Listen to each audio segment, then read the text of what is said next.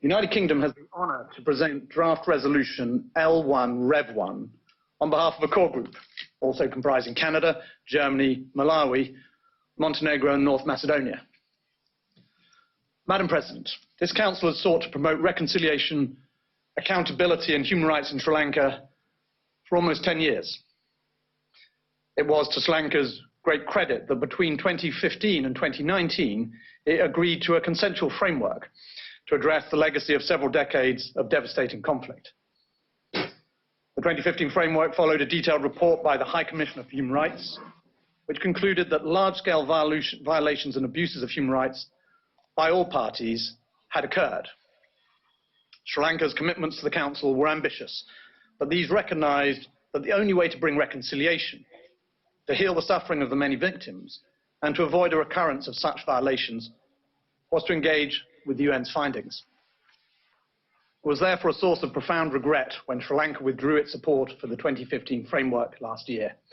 Since then, the core group has encouraged a new cooperative framework with Sri Lanka, but unfortunately to no avail. This resolution responds to the High Commissioner's most recent report. It acknowledges progress where this has been made. It also reflects the High Commissioner's findings that the human rights situation has deteriorated, with particular concerns for human rights defenders in civil society space and members of different ethnic and religious communities, including Tamils, Muslims and Christians. Independent institutions have been weakened and impunity has become more entrenched as progress in emblematic cases has stalled.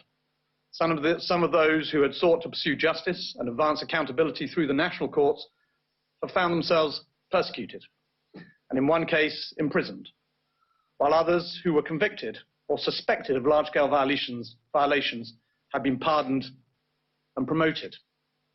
Madam President, this resolution and this core group is not anti-Sri Lanka. We are friends of Sri Lanka and its people. We bring this resolution in the hope that it will help advance the human rights of all communities, including Buddhist, Christian, Muslim, Sinhala or Tamil.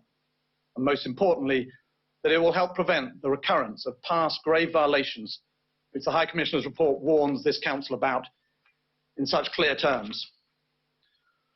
We regret that agreement could not be reached with Sri Lanka during the 4 informal meetings on the draft resolution, but we thank the distinguished Ambassador of Sri Lanka for his participation.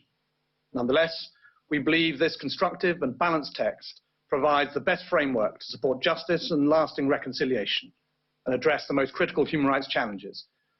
We call on all members of this Council to support this resolution. Thank you, Madam President.